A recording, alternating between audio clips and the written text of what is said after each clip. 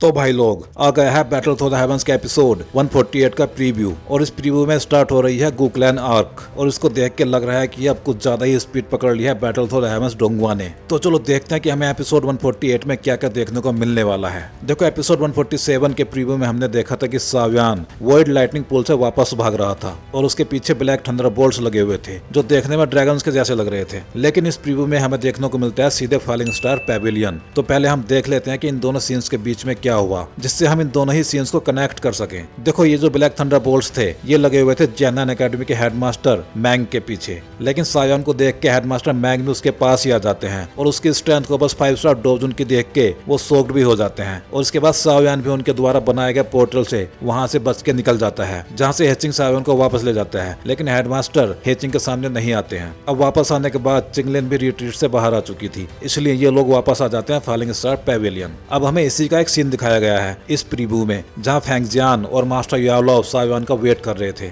और साव्यान को देख के फेंगजुआन उससे बोलते हैं कि तुम्हारा ऑरा तो एक बार फिर से काफी पावरफुल हो गया है। अब अगले सीन में हमें मास्टर याओलाओ साव्यान को एक टोकन देते हुए दिखाई दे रहे हैं जिसको देख के साव्यान कुछ ज्यादा ही खुश हो जाता है क्योंकि ये एक इन्विटेशन है और ये इन्विटेशन आया है गुकलैन से उनकी कमिंग एज सेरेमनी में शामिल होने के लिए मास्टर याओलाओ को बुलाया गया है। लेकिन क्योंकि अभी फॉलिंग स्टार पैविलियन पे हॉल ऑफ सोल्स का अटैक का खतरा मंडरा रहा है इसलिए वो फॉलिंग स्टार पैविलियन छोड़ के नहीं जा सकते और यही वजह है कि वो ये इन्विटेशन साव्यान को दे रहे हैं जिससे कि वो गुकलैन जा सके और अपने बचपन वाले प्यार से एक बार फिर से मिल सके।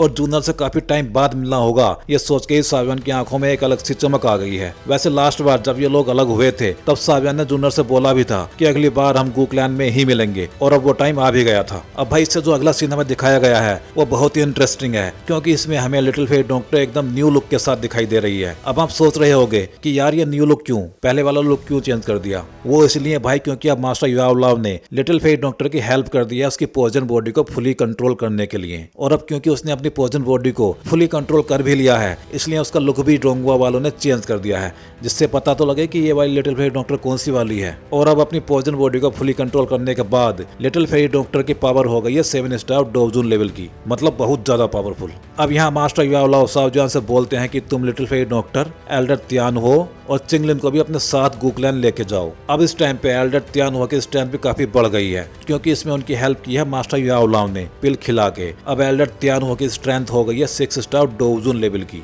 और अगर बात करें चिंगलिन की तो उसकी स्ट्रेंथ भी हो गई है 6 स्टार डोजून लेवल की क्योंकि उसने भी अब एंशिएंट हेवनली सर्पेंट की सोल को रिफाइन कर लिया है। और इस टाइम साव्यान की पावर है 5 स्टार डोजून लेवल पे, मतलब इस ग्रुप में साव्यान ही सबसे कमजोर है अगर कल्टीवेशन लेवल की बात करें तो। अगला सीन हमें जो देखने को मिलता है वो बहुत मजेदार है क्योंकि यहाँ पे हमें जूनर देखने को मिलती है और ये जगह है मीटिंग हॉल गुकलैन का जहाँ एल्डर्स की मीटिंग हो रही है। और क्योंकि जूनर बहुत सालों के बाद अपनी रिट्रीट से बाहर आई है इसलिए गुकलैन के एल्डर्स उससे उसकी शादी की बात कर रहे हैं और बता रहे हैं कि साव्यान से उसकी शादी नहीं हो सकती। और इसी बात पे जूनर को गुस्सा भी आ जाता है जो हमें इस सीन में देखने को मिला है। यहाँ जूनर साफ साफ बोल देती है कि तुम लोग चाहो या ना चाहो लेकिन शादी तो मेरी साव्यान से ही होगी। और इस टाइम पे जूनर की स्ट्रेंथ 8 या फिर पीक 8 स्टार डोजून लेवल पे है। और भाई इस सीन को देख के ही पता लग जाता है कि जूनर साव्यान के लिए कितनी ज्यादा सीरियस है। इससे अगला सीन हमें दिखाया जाता है गुकलैन के सिटी गेट का जहां साव्यान अपनी टीम के साथ आने ही वाला है जिसको देख के ही ब्लैक सबमर्ज आर्मी का कमांडर